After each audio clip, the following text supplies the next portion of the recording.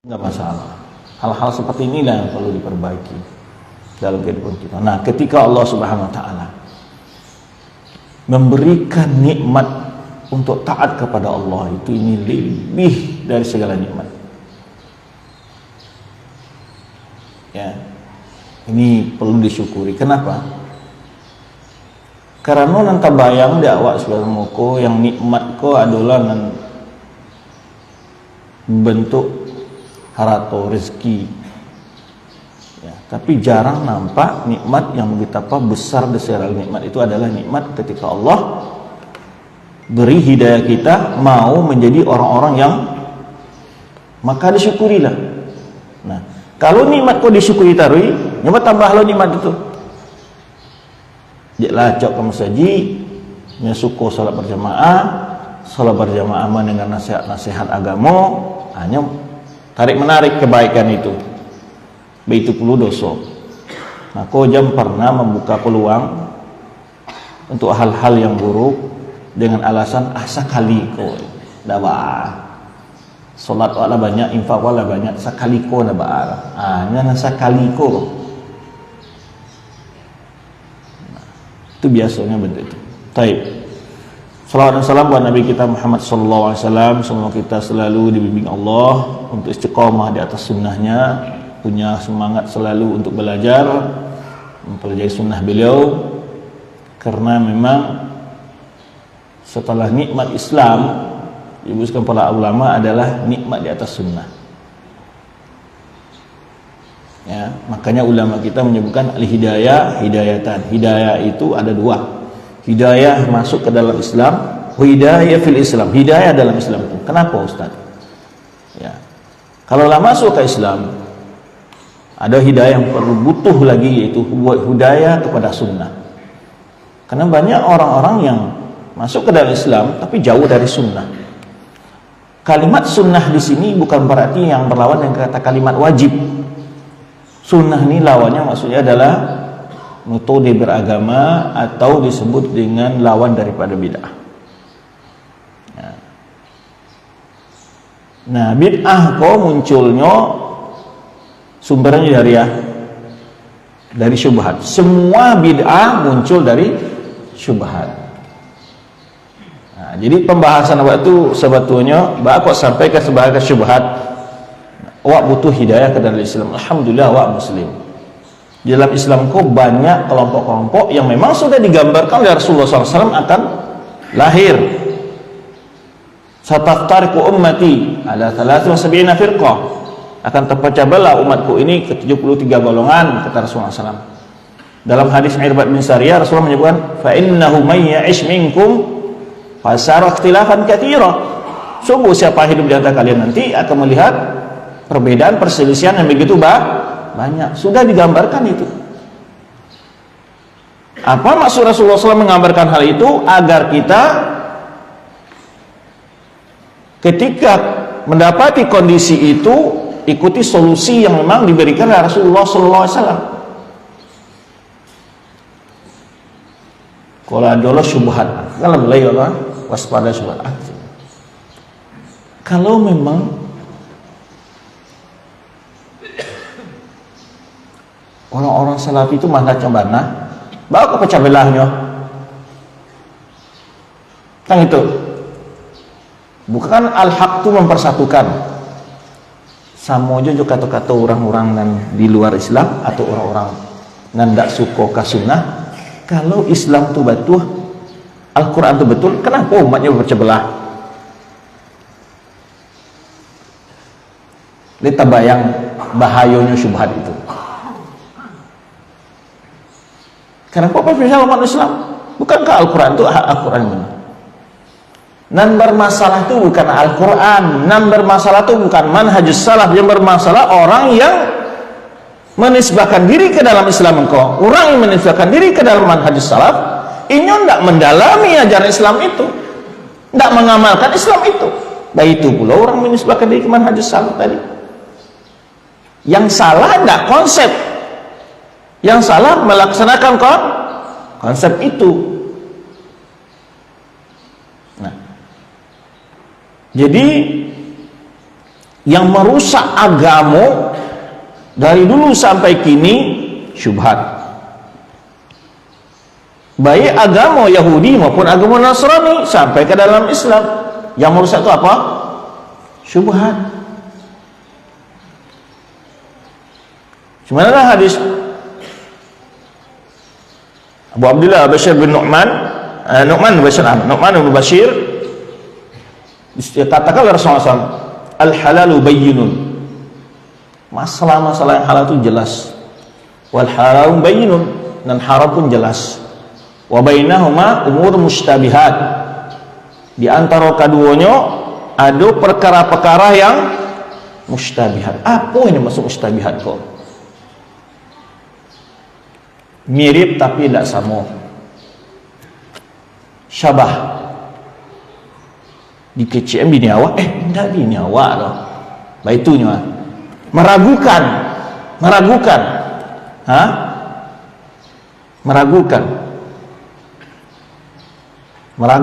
membimbangkan.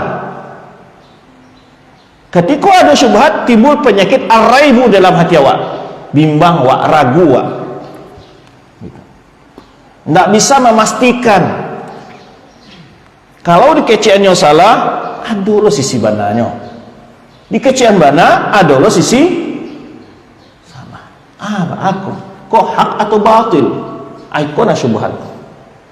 Maka kata Ibnu Qayyim dalam kitab beliau Ajawul Kafi liman sa'al dawa syafi atau ada wa dawa, menyebutkan penyakit kita ini dua, syubhat wa syahawat. Maka kalau menyebutkan fitnatu syubhat tudra'u bil ilm bil yaqin. Fitnah syubhat itu bisa diubah dengan datangnya keyakinan, yakin awak tentang suatu apa salah apa batu apa, itu bil ilm. Fitnah syahwat kata beliau jo sabar, manahan diri, nanda halal nanda apa, ditahan diri, jangan diawai, jangan dikakok, menahan diri. Lalu beliau menyebutkan dalil dari ayat Al-Quran, wa tawasaw bil haqqi wa tawasaw bis sabri. Kenapa di dalam surat Wal Asri itu disuruh awak saling berwasiat dengan keyakinan dan berwasiat dengan kesabaran? Karena dengan keyakinan jaleh nan samar-samar tu ndak ragu lagi doh, naikun nan paralu.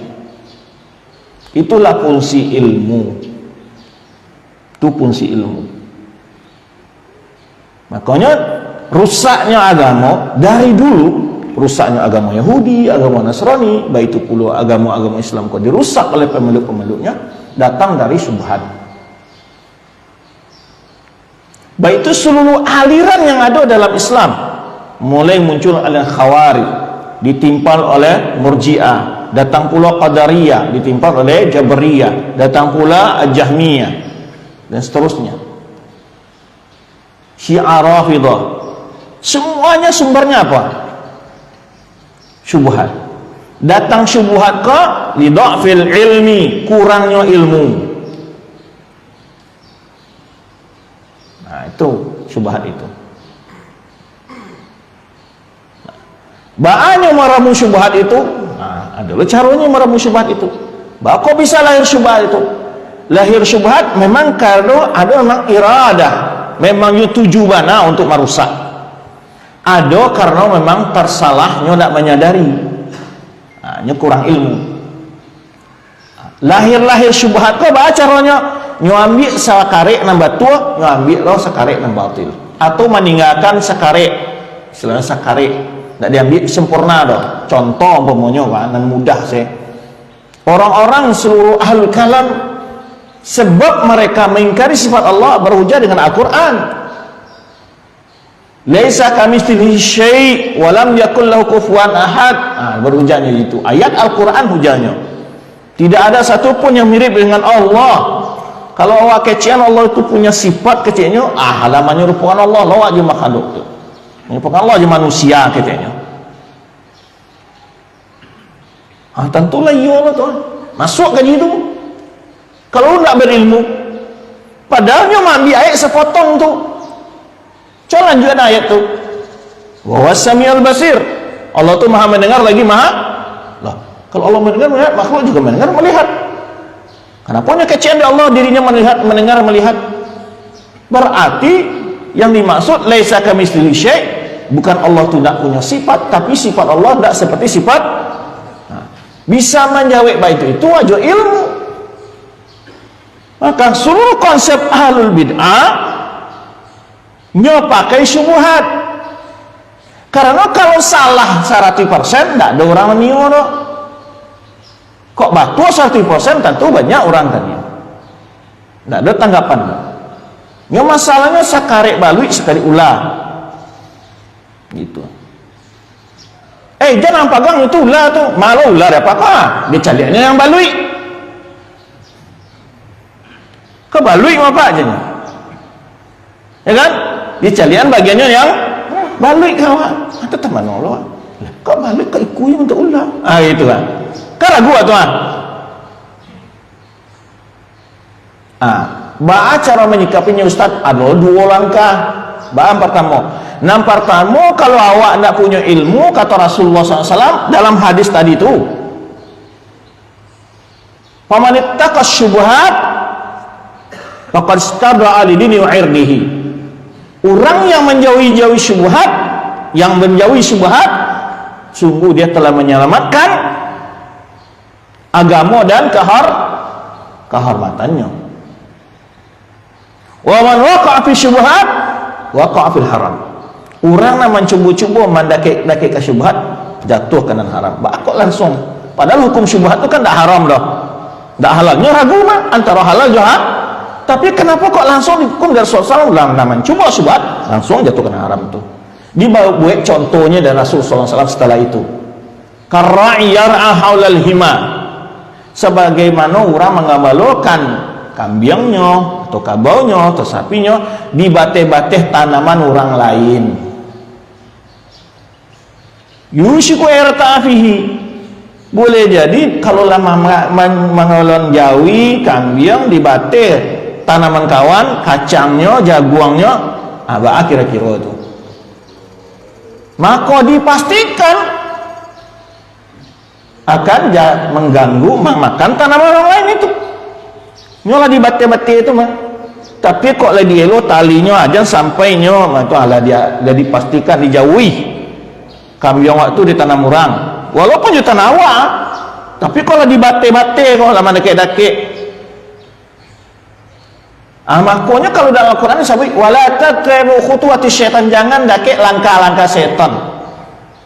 Karena langkahnya tuh sakit mendeke, sakit. Dari dulu setan itu cara menyesatkan orang itu salangkah. Makanya dicontohkan oleh ulama tentang kisah Barsisah. Orang alim gadangnya beriman. Ada salah seorang jemaah kabar ke haji. Nya punya saudara perempuan. Dititipkanlah kasih Barsisah kok, karena nya orang alim. Rumahnya beda. Lebaran kek keluarganya haji, saya bersisa kok kabar di sini itu kini tuh, ini surang saya. Tak tahu kabar dari cali-cali itu. Keluarganya menitipkan kawak mah, ya kan? Nah pertama ketok pintu dan ayo sehat saya lay. Nah hari ke hari tuh alay diantar makanan kok abi makanannya gini tuh. Diketok pintu tuh dijual makanan. Besok-besok minta dibuka pintu, baca cerita kalau petang baca cerita batanya kabar sih. Kini ndak lagi batang balo cerita celai. Ada yang bocor di rumah ada ayelah dan caar. Bansu-ansu itu seketek sehingga diceritakan dalam kisah itu sampai yang menghamili perempuan yang dititipkan itu. Ketika lah hamil tentu takwi terbongkar aibnya. Akhirnya apa? Nyebunuh perusi itu. Nah, coba bayangkan. Dari maksiat ke maksiat begitu. Maka memang ditutui celah-celah kecil setan itu ditutui. Itu syubhat. Sehingga karena hadis tadi menyebutkan dan cara orang pertama Yang pertama mana caranya mungkin syubhat itu jangan didekati tampe-tampenya. Baik bukunya, baik ceramahnya, baik apanya mau akun-akunnya, website-websitenya jangan didekati.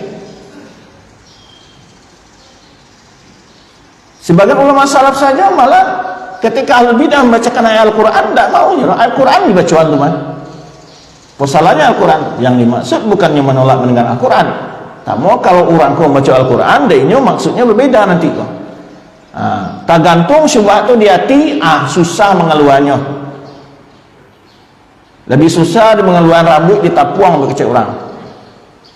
Susah, sulit, berbekas. Betapa banyaknya ikhwan-ikhwan awak, akhwat-akhwat nan lah mengaji sunnah kecilnya terfitnah dengan syubhat-syubhat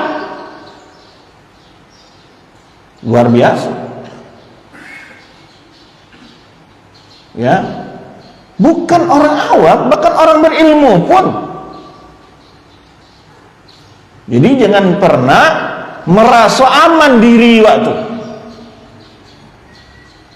Kalau nyawa merasa aman dari syubhat, ala lama dia mengaji kitab akidah lah banyak tamat umpamanya kan, merasa aman, nyawa tidak akan hati-hati.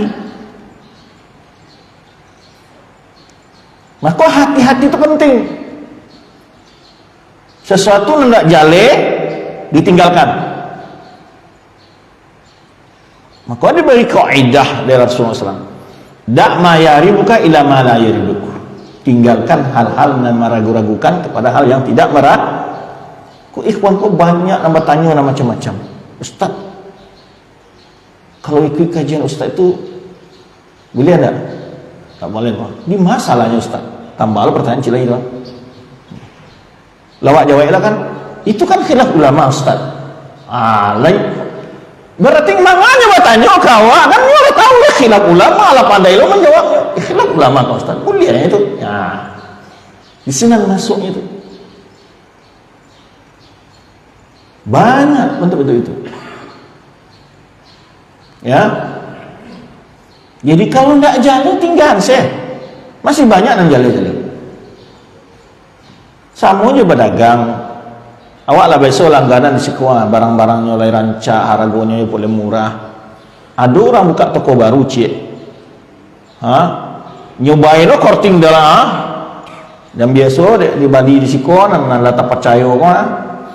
Pokoknya harganya 3.000. Di siko dibilang 3.000. Saya enggak tertarik kok. Ikut 3.000 cik, ikut 3.000. Kalau orang bakar atau lah 3.000 malah kan masuk barang kok. Tapi kalau orang nalanda mengukur dengan ilmu lain, kecilnya, kok berkadang untungnya kok di Bali, lah dibawa ke rumah kira barang kok berkecil orang barang KW, barang palsu, barang banyaknya kini itu bentuk itu orang jadi dalam agama kok. Kalau lebaran nanti Bali bisa dibuang tak pandang kepala orang. Kalau keyakinan rusak baca caranya.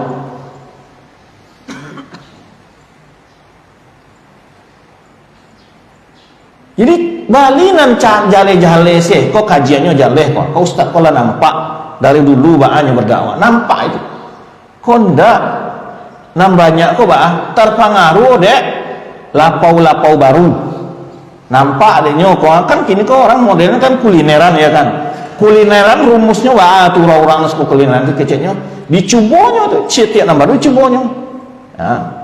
Karena apa itu? Dan rata-rata orang-orang suku kulineran itu nampak orang pokok makan baru tuh ramai itu anak. Kalau misalnya baru kan ramai itu.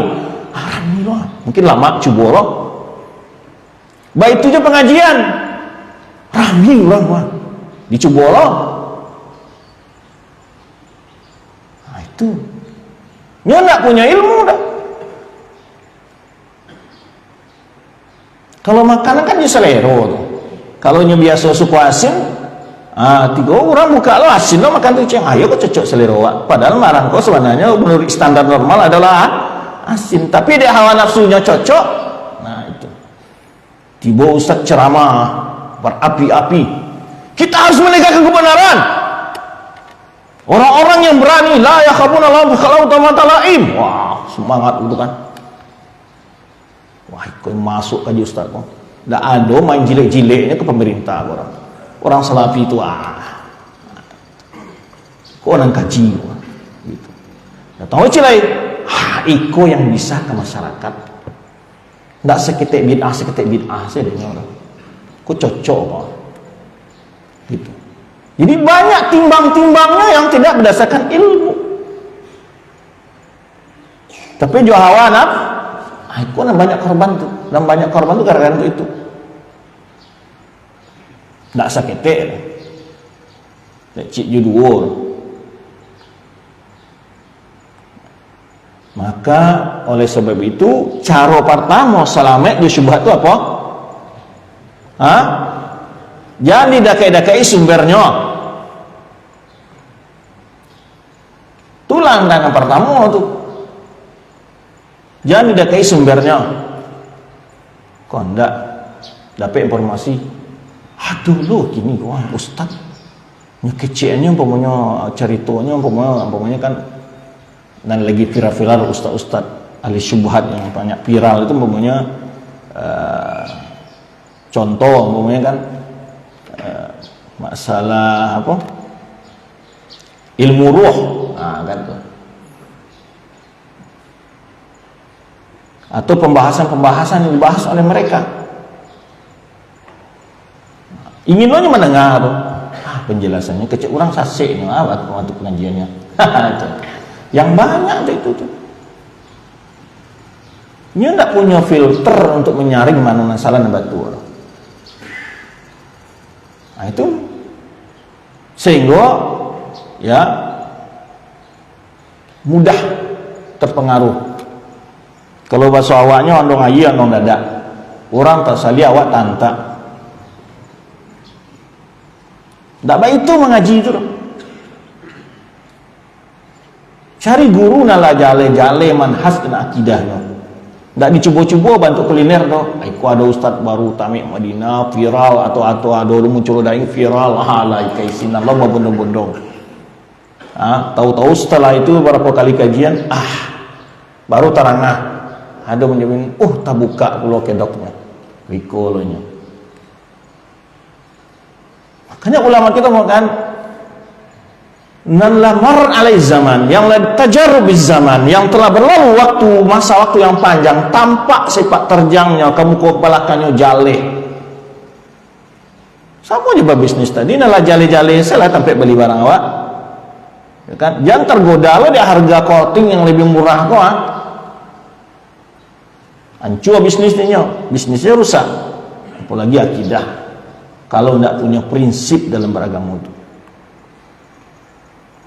ya dan terpengaruh dari kilau-kilau warna yang bermacam-macam bahaya syubhat itu tidak seketik makanya kalau contohkan gini belum sampai ke jika yang kedua ya sebutin dua tadi kan yang pertama caranya jangan didakai sumber-sumbernya gitu.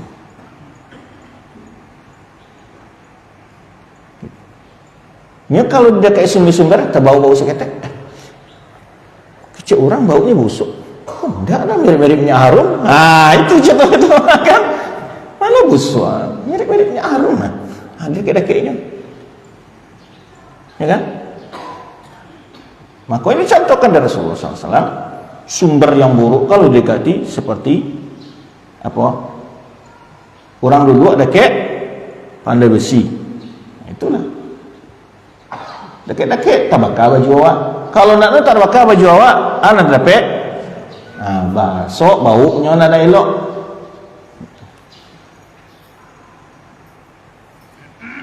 duduk orang dekat merokok saya dia bawa rokok baju awak ini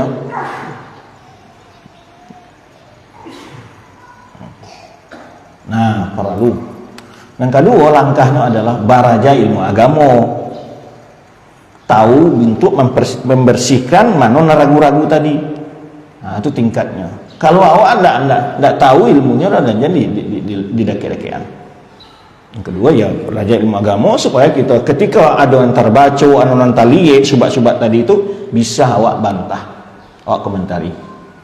Contoh subhat umpamanya kecilnya kan, ya oknum lah, salah satu ketua ormas ya menyebutkan kan hanya melecehkan, mengolok, menyuruh merapi ensaf. Hah? Kan kecilnya supaya kalau dalam hadis kan supaya saf kosong itu tidak diisi komentarnya. Lah, setan ikut sholat ancalnya. Lah sholat setan gini. Gimana? Kalau tidak punya ilmu, ya betul lah. Di waktunya pada kok berarti Nabi SAW mengecek kalau setan ikut sholat. Setan mana ada sholat, namanya setan, sholatnya mengganggu orang sholat. Makanya kata Rasulullah merapatkan saf supaya tidak diisi gesek. Hanya nyobalian tuh penjelasan Rasulullah SAW. Rancalah setan ikut sholat di masalah. Kalau tidak punya ilmu tentulah iyalah kecewa. Iyalah rancak setan masuk sholat di malah salahnya. Ya tu baik kau tegak sholatnya. Alam untuk setan sholat seketek ke itu lah. Banyak hal-hal yang dianggap sepele di orang, syubhat-syubhat tadi itu. Tampaknya kalau tidak dia punya ilmu, tamakan kaji-kaji untuk itu tuh, tamakan. Sama aja orang mantra-mantra iya kini kok. Kan yang petang tuh membahas masalah ruh, nabi segala macam tuh kini lah jadi dukunnya kan. Nampak orang antri minum iya kan. Iya nanti mantra-mantranya lah kan. Itu kaji itu lah lama kan. Bara banyaknya orang tertipu. Bara subhat.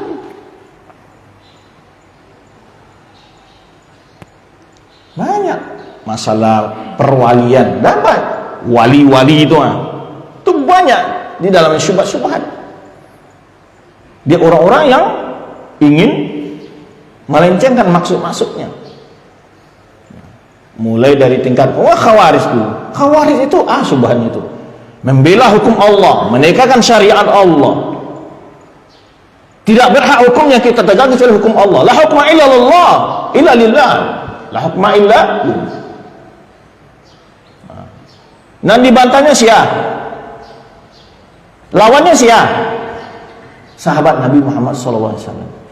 Kalau orang yang sehat semah lebih tahu tentang penafsiran ayat itu siapa? Sahabat Rasulullah SAW. Tapi kalau orang tidak berilmu, ikut sahabat-sahabat kau setelah Rasulullah SAW meninggal, tidak batu lagi dah. Ikut batu. Maka banyak orang terpengaruh dari khawarij itu.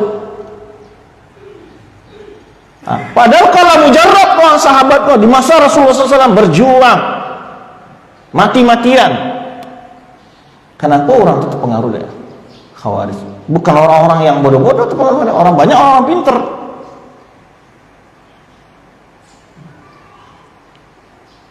Nyambil sepotong, semua batil itu ambil sepotong-sepotong tadi dirinya. Makanya timbulnya subhat, mengamalkan agama kok dan sesuai hawa nafsu diambil dipotong-potongnya. Dan ini kok karaju dari dulu. Umat-umat lalu juga begitu.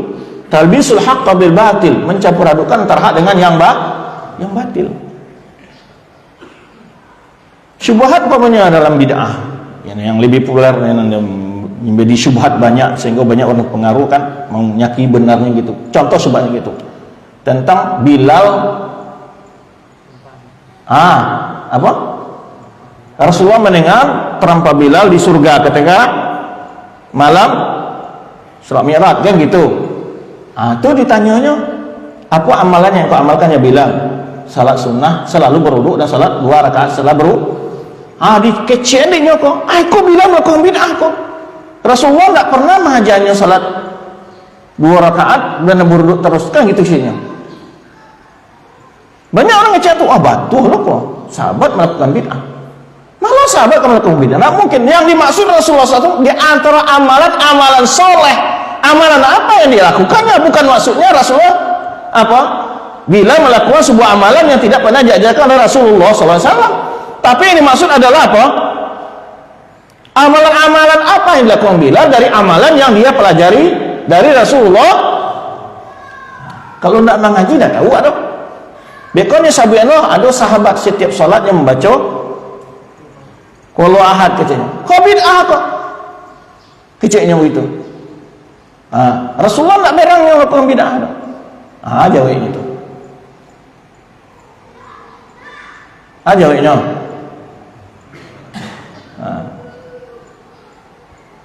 Ya sabinya hadis kok kan dari sahabat itu berujar bahwa dalam sholat itu dapat sifatur rahman dan saya menyukai sifatur rahman. Dalam hadis kok 2 kali ada 2 syahid. Apakah sahabat memarahi sahabat yang menegur si fulan itu yang baca qul ahad setiap rakaat? Menyalahkan enggak? Enggak. Maka tentu menunjukkan tegasnya para sahabat ada bid'ah. Lalu orang membaca qul ahad tadi itu ada enggak ngajak orang lain melakukan? Adanya nyo kecean, korancak dia mah. Nyo promosikan enggak cara itu? Ada enggak nyo promosikan? Kalau amalan-amal Islam mana lebih cocok di awak? Pokoknya ada orang pokoknya tentang keutamaan infak. Nyo berinfak setiap pagi dengan berdasarkan hadis, pokoknya setiap pagi itu turun 2 orang malaikat mendoakan orang. Infak setiap pagi, berinfak setiap pagi. Nyo amalkan, tapi enggak nyo promosikan pula orang. Apalagi sampai mempromosikan berimpak 1000 beko uangnya jadi apa? Berimpak motor jadi Alphard. Tapi katanya dililit utang, mangga dilimpahnya orang tua seduanya biar uangnya kembali seduanya. Nya minta pinjam ke orang lain. Itulah bentuk baraka bodohnya manusia. Apa di pebodoh ada manusia gitu kan? Nya kecian bapak berimpak ini, kan? Berapa kijang Eropa jadi Alphard pokoknya kan gitu ya. Tapi kini kayaknya kenapa nya mau impak kurang kalau nya bisa membentuk itu? Karena mana inyo berimpak duluan ya kan kok supaya hartanya melimpah-limpah kan. Bara banyaknya orang tak tipu tak kicu. Kok bisa tak kicu? Itu nak mencari tarikh orang ko Asia di mana pajak kepada agama. Sama juga Khawarij tadi, sahabat Nabi nyolek lawan, ngesalahkan.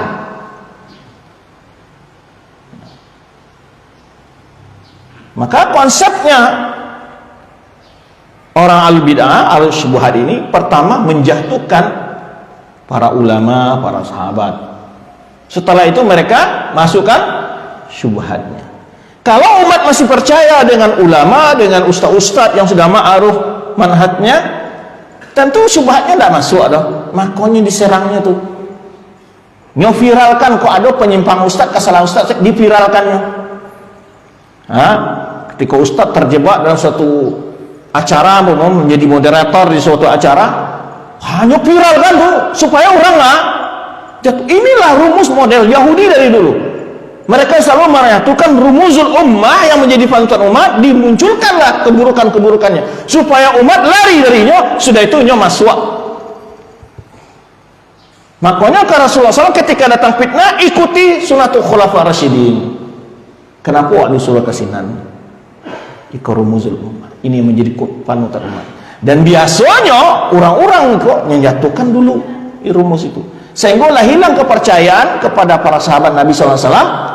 Nyolah bebas memasukkan syubhatnya. Baitulah fitnah yang terjadi berapa tahun terakhir ini, dekade tersebarnya mazhab teroris gitu kan, dijatuhkannya Syekh Albani, dijatuhkannya Syekh bin Baz, dijatuhkan Syekh Utsaimin, dianggap mereka atau ulama sultan, ulama setan dan kharis, ya setan yang bisu, macam-macam dituduh. Difitnah dulu ini yang akan menjadi kepercayaan umat, dijatuhkan dulu. Setelah itu sebarkan ajaran. Dan itu konsep, coba lihat al-bid'ah atau umumnya begitu. Kenapa? Karena kalau umat dapat syubhatnya, bertanya ke orang nan tahu. Nan tahu kok lahnya habisi.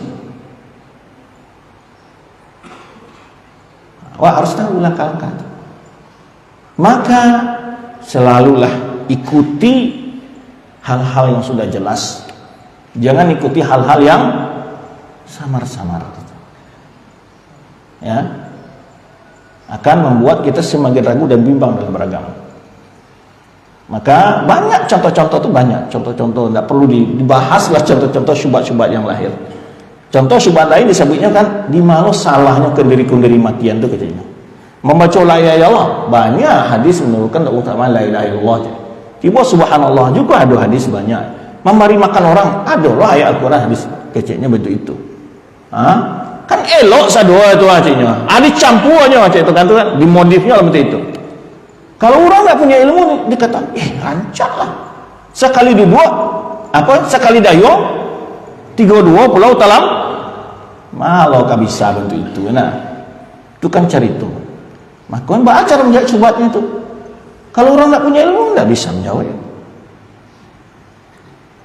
Rasulullah mengatur setiap ibadah itu. Kalau sujud dan rukuk kan tak boleh baca Al-Quran. Bakal ini baca Al-Quran. Tiba dibaca Al-Quran, jangan dibaca Al-Quran tu rukuk sujud. Salah lo dia baca Al-Quran. Yang sebanyak itu ayat mencual baca Al-Quran.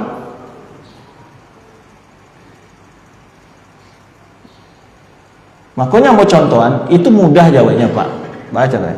Sabut kayaknya rujak itu halal enggak? Halal. Randang halal enggak? Halal. Soto halal enggak? Diaduk saduanya Pak. Nama makanannya itu?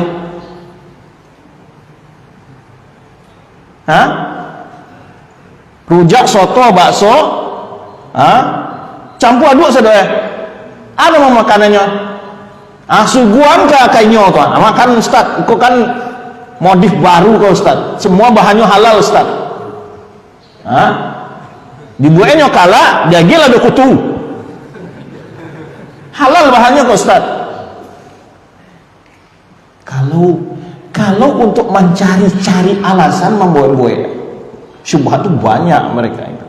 Maka awak harus bisa menjawab, harus punya ilmu. Kalau tidak punya ilmu, jangan mandake-dake, jangan didanga-danga, nyolengket syubhat itu. Susah merahasianya. Nya pakai argumentasi Al-Quran dan Sunnah. Tidak ada aliran sesat kalau udah masih dalam Islam kau. Tidak akan pakai argumentasi Al-Quran dan Sunnah. Tidak ada itu. Orang gara-gara menyembah kubur itu juga ada syubhatnya. Makanya ada kitab Kasfu Syubhat. Apa alasannya minta-minta ke kuburan?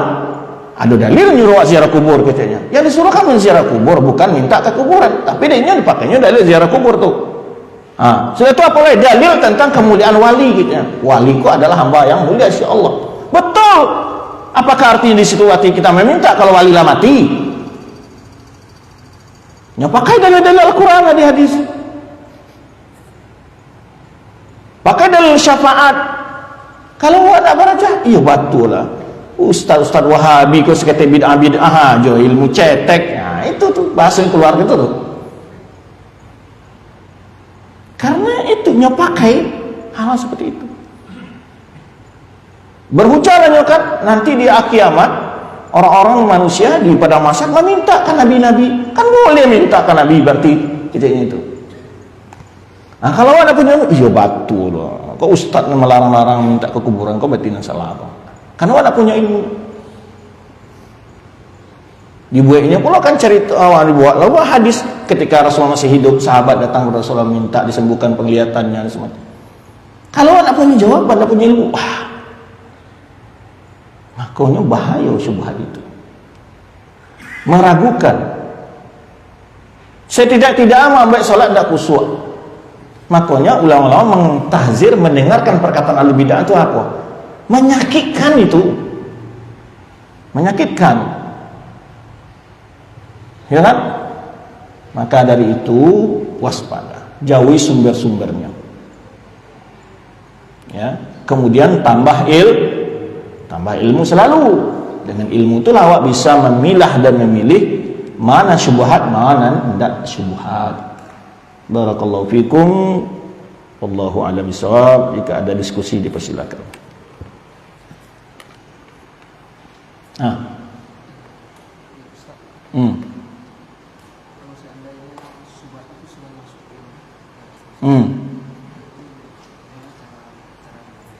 Pertanyaan kalau syubhat itu lah masuk adalah mati, baca cara mau baiknya Ustaz. Lah masuk syubhat kalau mati, baca cara mau baiknya. Ya, yang pertama kalau tahu tentu baru B. Baca baru B, syubhat itu diawalkan dengan sunnah. Contoh, syubhat itu pernah lahir juga dalam pemikiran sebagian sahabat. Contoh ngecean. 3 orang sahabat yang datang kepada salah istri Rasulullah SAW menyatakan keinginan mereka semua benar. Yang pertama ngecean, ambo akan qiyamul lail tidak tidur. Rancaklah qiyamul lail, Pak. Banyak ayat dan hadis juga motivasi. Dan kedua nih kecean, dan surang lain keceannya ambo berpuasa tari, tidak ingin berbuka, tidak berbuka-buka, puasa hari. Rancak enggak? Banyak puluh hadis menolong banyak beribadah puasa sunnah. Dan ketiga keceknya apa? Dan tidak akan menikahi wanita. Wanita kau bikin sibuk aja. Alun jadi duduk tiba dua dari kerajaan atau gas labi dah dia. Tak boleh duduk adanya kan tu. Nah itu. Banyak cari toy aja, banyak cincongnya. Ada fokus ke beribadah lah. Cari bidadari. Mah kau produksi di dunia kau capek berubah bantuannya kan? Ya pakainya ada dalil tu. Rancak tu. Kalau ni kecil rancak itu. Tapi bahkan rancak 5 tahun dah rancak kata Rasul, faman raghiba an sunnati falaysa minni. Siapa yang enggak dengan sunnahku, maka dia bukanku. Maka ubek syubhat itu apa? Beramal dengan sunnah. Ikuti sunnah. Cukuplah itu. Kalau seandainya bid'ah hasanah, tidak ada bid'ah hasanah yang dipikirkan oleh sahabat ini. Kan bid'ah hasanah itu. Kan ada hasanah itu. Ingin sholat malam tarawih, ingin puasa sunnah tarawih, ingin fokus ibadah. Dalilnya apa? Al-Quran Karim. Wa ma khalaqtul jinna wal insa illa liya'budun. Allah katakan bahwa tujuan kita diciptakan untuk beribadah. Tinggal segala hal yang menghalangi kita beribadah. Wah. Mantap tuh. Wah, betul lah. Mangawat menikah kayaknya kan. Hidup dunia sebantahnya. Rancak-rancak bidadari lagi. Bisa. Kalau kabah hujah itu banyak. Dalilnya banyak tentang puasa, tentang qiyamul lail, banyak keutamaannya. Tapi kok salah dari Rasulullah SAW, paman raghiba an sunnati falaysa minni, karena tidak mengikuti pola dan cara diajarkan Rasulullah SAW. Rancak itu. Nah hadis terkuat untuk membantah orang mengatakan adanya bid'ah hasanah.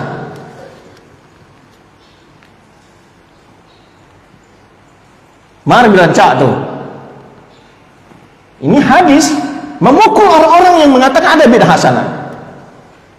Kok bid'ah hasanah tuh? Kalau ada bid'ah dan hasanah, apalagi berancak tuh kan? Maka beribadah itu, beragama itu sesuai dengan aturan agama itu saja. Tidak perlu tambah dan kurangi. Taib. Jadi ubeknya belajar ilmu agama, beramal sesuai dengan tinggalkan hal-hal yang meragukan kok ada dalil atau tidak tuh. Ustadz, ada tulisan di web yang mengatakan bahwa pakar bid'ah yang dianggap ahli bid'ah berdasarkan kitab yang ditulis oleh Syekh Nasir bin Hamad Al-Fahd ya, berjudul Al-A'lam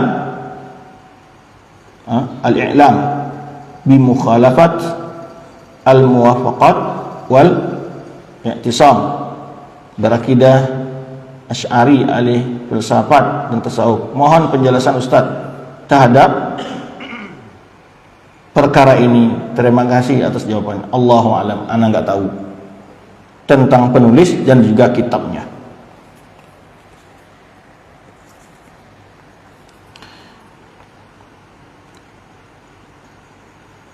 Ustaz, mohon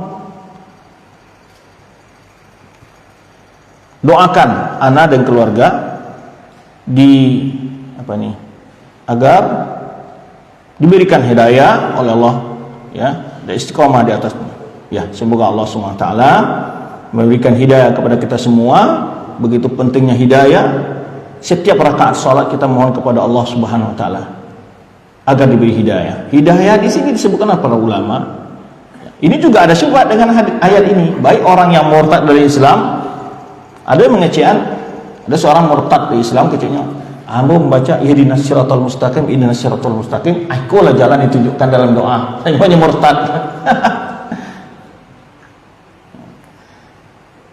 Maka ini juga pernah dipertanyakan oleh sebagian ulama tafsir, kenapa kita sudah masih minta hidayah padahal kita sudah dalam masuk Islam hidayah.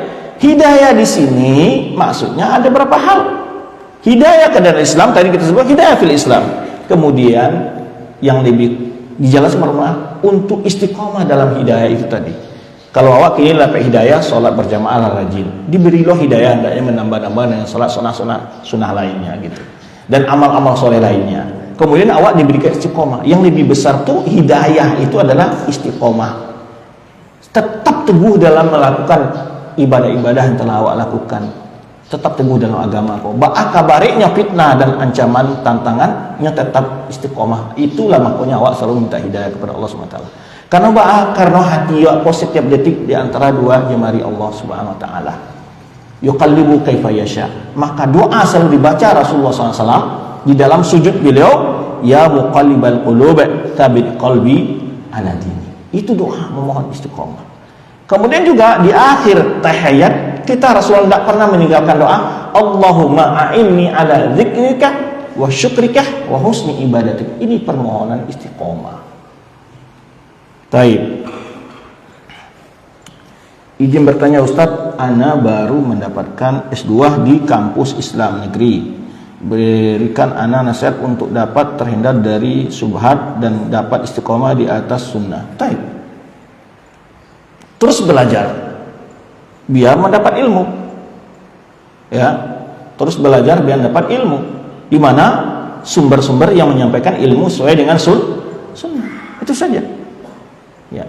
Adapun belajar semacam terus belajar tidak masalah. Tapi belajar di tempat sumber-sumber mengajarkan ilmu sunnah. Baik.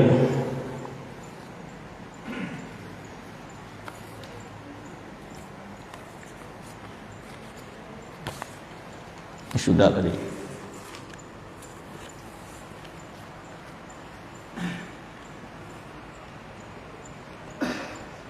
Bagaimana para ustadz yang berdakwah di kampung-kampung tetapi tidak menuntut ilmu langsung kepada ulama atau kepada syekh yang sudah terjamin keimanannya, akan tetapi sudah menuntut ilmu kepada ustadz-ustadz yang telah menuntut ilmu kepada syekh yang terpercaya. Apakah boleh kita menuntut ilmu kepada ustaz tersebut? Ini pertanyaan umum. Kalau nyoba raja sampai C, nyampaikan A sampai C, tidak masalah. Dan masalahnya nyoba raja A sampai C, diajarnya Z lah sampai ke Y Z. Jadi sampaikan kalau nyoba bicara kapasitas sesuai ilmunya, tidak masalah. Yang masalah ikhwalun apa oleh dapat fatwa yayasan haram. Yayasan haram gitu. Utang tuh waktu di daurah di sana ada orang berfatwa yayasan haram. Saya bilang masya Allah hebat sekali mengalahkan para ulama-ulama besar yang masih belum mengeluarkan fatwa. Nah, bantu iko kelancangan harus ditindari. Kalau ada ustaz itu. Ya, kalau ada ustaz belajar, ya kita boleh sesuai. Tahsin Al-Quran, belajar Al-Quran boleh. Ya, tentang akidah-akidah yang diajarkannya itu boleh. Ya. Tapi kalau membahas hal-hal yang lebih detail, itu butuh kepada ilmu yang lebih dalam. Tentu hal itu perlu dari kalaunya ilmu baru gimana nih?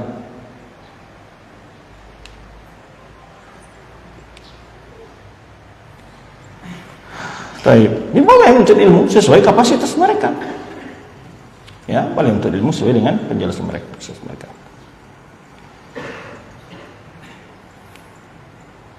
Ustaz, apakah Syekh Labib itu bermanhaj salaf Ustaz? Apakah hukumnya mengikuti madhab secara total?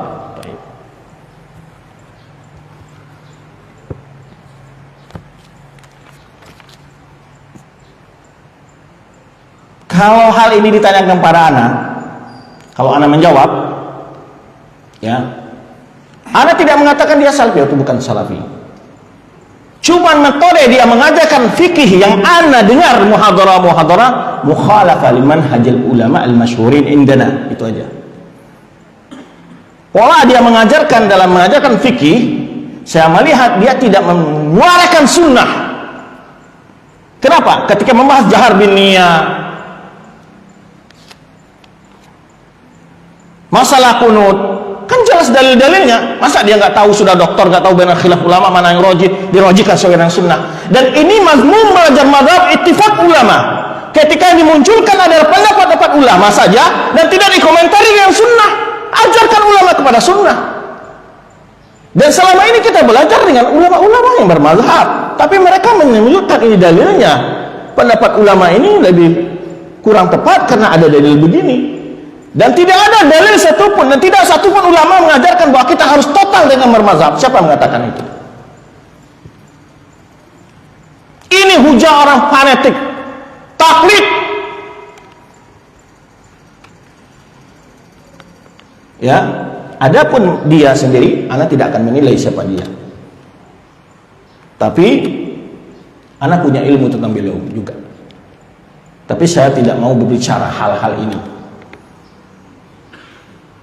Saya menyimpan beberapa informasi tentang beliau yang tidak mungkin layak anda sampaikan depan umum. Pola dia mengajar fikih tidak seperti manhaj ulama kita yang selalu mengarahkan orang ketika bahas fikih itu selalu dengan mengarahkan ke sunnah. Saya mengkritik di sininya. Jangan pula nanti sampai menyampaikan informasi saya mengatakan tidak sampai. Tentang manhaj orang itu perlu kita melihat bagaimana polanya mengajar. Pola dia mengajar membuat orang fanatik kepada mazhab. Kalau anda ngomentarin nggak ada basa-basinya. Itu kalau anda lihat dia mengajarkan pola mengajarkan fikih. Bukan mengiring orang untuk berpegang dengan sunnah. Tayyib. Dan beberapa postingan, berapa hal ya enggak usahlah anda bicarakan. Tapi al-hadar penting ya. Ini tadi sudah siap apa hukumnya mengikuti mazhab secara total. Tidak ada satupun ulama yang harus kita dengan total, itu tidak ada. Siapa yang mengatakan? Yang dilarang dalam bermazhab itu talfik. Talfik itu maksudnya adalah mengambil pendapat mazhab ini yang mudah-mudah, yang gampang-gampang. Di sini diambil yang gampang-gampang, ini ambil yang gampang-gampang. Nah, itu tidak boleh. Tapi mengambil pendapat mazhab lain yang lebih rajih itu wajib jika itu punya dalil dari Al-Quran dan Sunnah. Yang kita diwajibkan adalah mengikuti dalil Al-Quran dan Sunnah pemahaman salafus soleh. Ya. Karena para ulama mazhab sendiri banyak menyelisih imam mazhab juga, menyelisih mazhab-mazhab imam yang lain. Mazhab dalam satu mazhab itu sendiri gitu. Maka seperti umpamanya ulama menyebutkan bahwa betapa besarnya jasa Imam Baihaqi terhadap Imam Syafi'i karena beliau mengarang kitab Sunan Kubra itu menyebutkan beberapa dalil-dalil tentang mazhab. Dan bahkan ulama menjelaskan ketika hadis menjelaskan tentang berwudu dari yang memasuk nar itu ada khilaf, disebutkan dalil bahwa bagaimana yang rajih di situ. Banyak.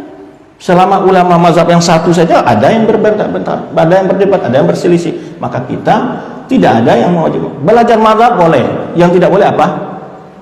Fanatik dan ta'assub. Itu saja nih komentar ulama. Tidak ada satupun ulama melarang kita mengikuti mazhab Syafi'i, mazhab Hambali, mazhab Hanafi, tidak masalah. Boleh saja. Tapi dilarang apa? Fanatik dan ta'assub, itu tidak boleh. Apalagi mendahulukan aqwal ulamatul madzahib, perkataan ulama-ulama mazhab di atas dalil-dalil yang sudah jelas sunnahnya bagaimana perbuatan Rasulullah dan perbuatan para sahabat. Terakhir habis. Baik, ini ada pertanyaan, mohon informasi tentang Ibnul Qayyim Learning Center Ustaz. Allahu a'lam, mana enggak tahu.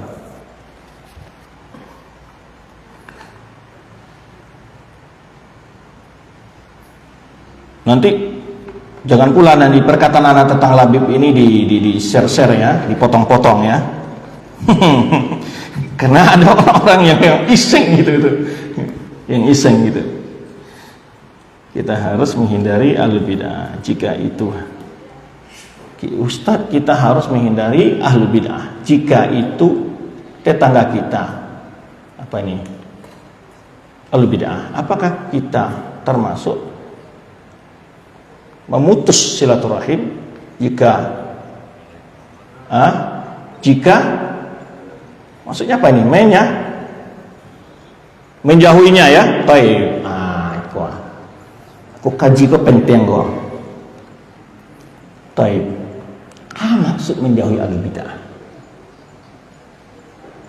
Kalau ahlul bid'ah itu amak jayawa baca weh.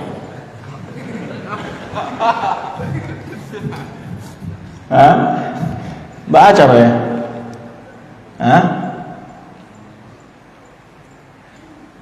Baik.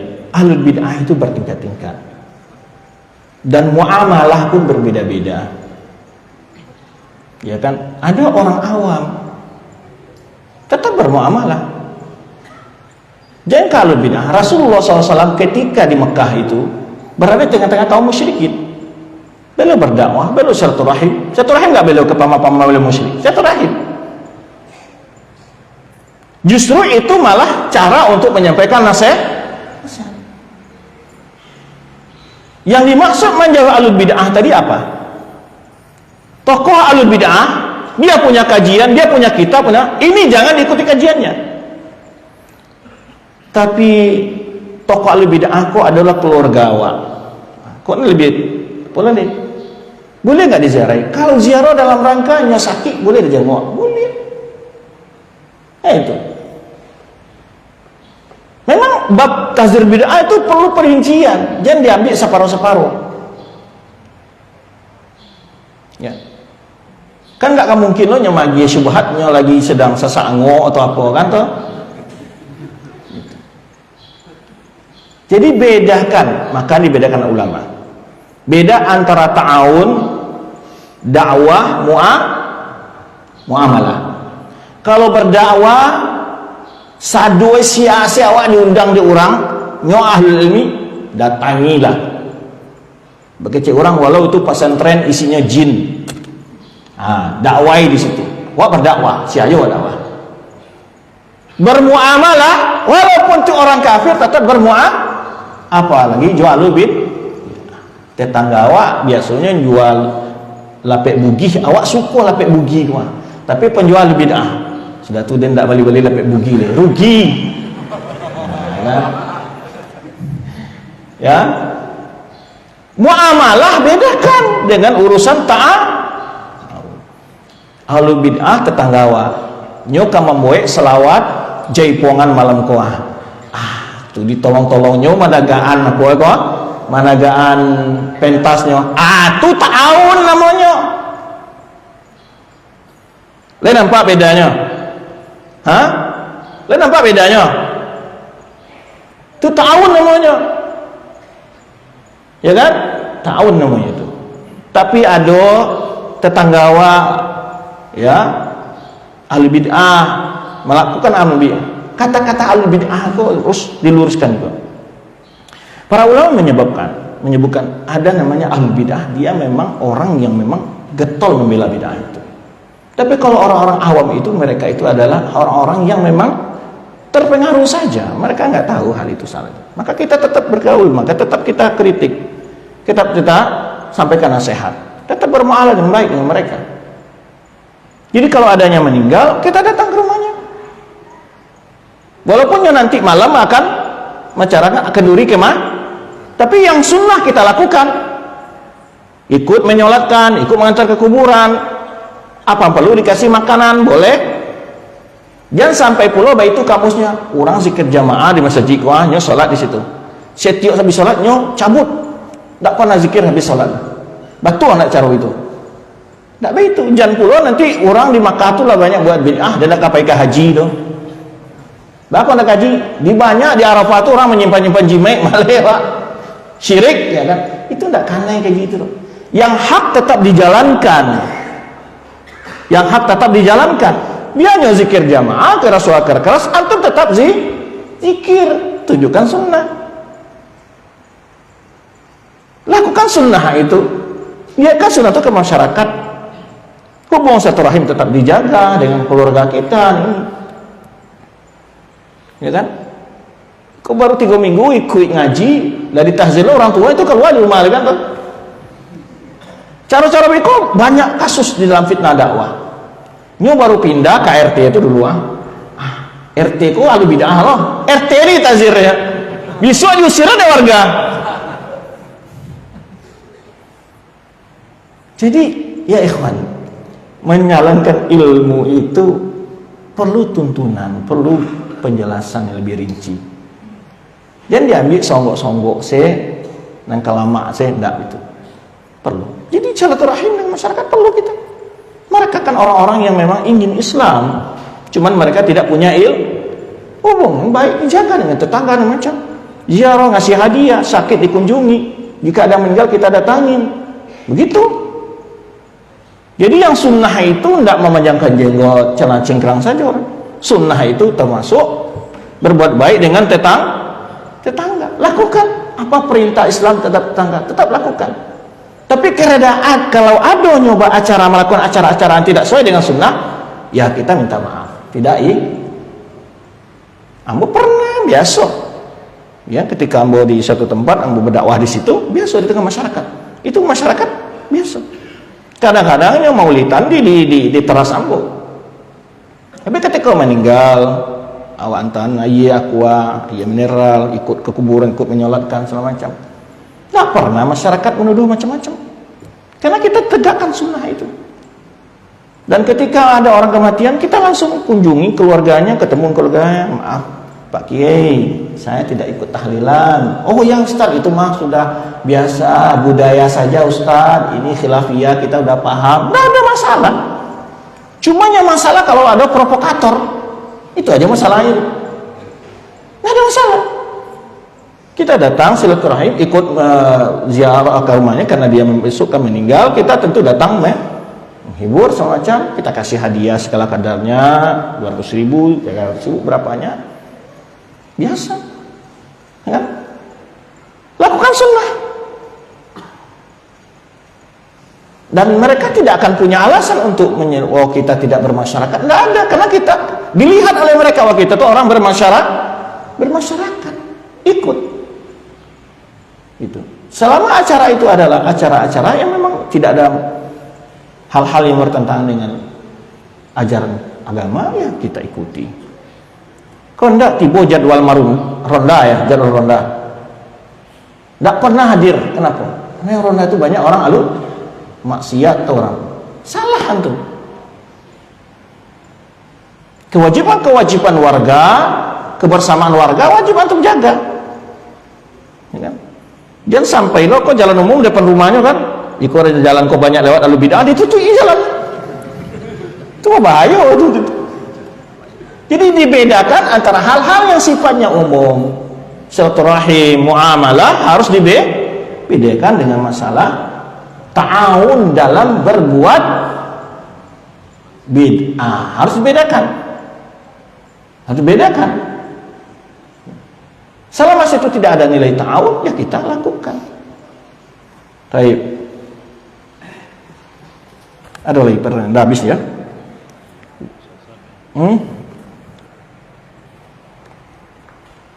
Sampai jam 7 ya. Assalamualaikum warahmatullahi wabarakatuh. Ustaz, Waalaikumsalam. Izin bertanya Ustaz, misalnya kita melihat uang yang berserakan, atau kita melihat uang yang walaupun kecil nilainya di meja, tapi kita tidak tahu itu uangnya siapa. Kalau nggak diambil rugi juga rasanya. Lumayan untuk jajan gitu Ustaz.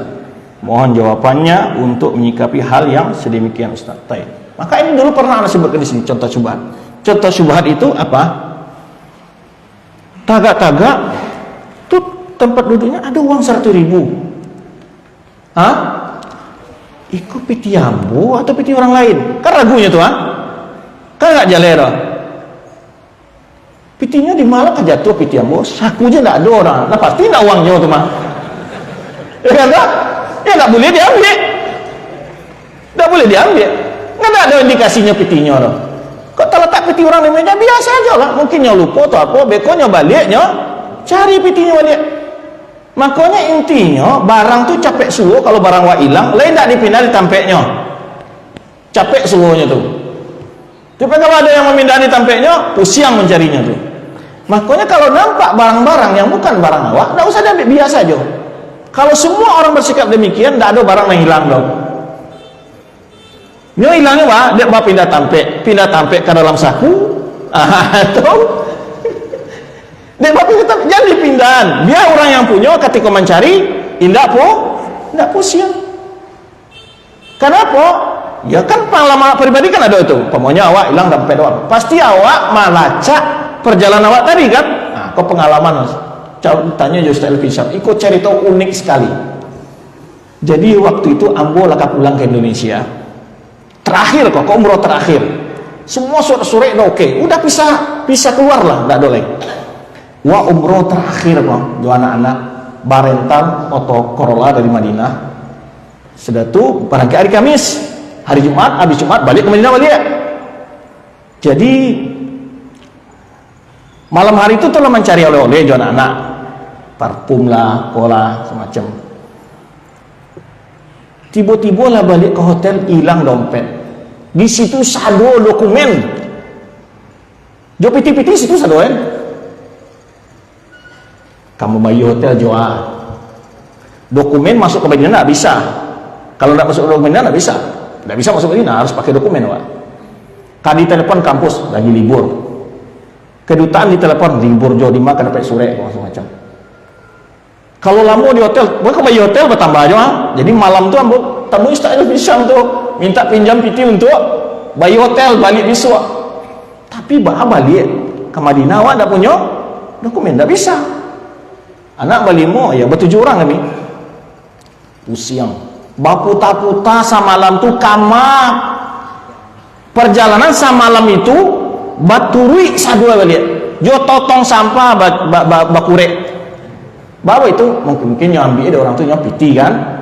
Dokumen yang penting mana kok. Jadi waktu itu masih banyak orang jual kaki limo di situ.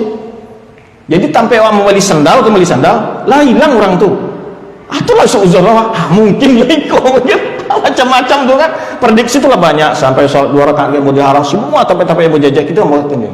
Enggak ketemu. Sama sekali ketemu.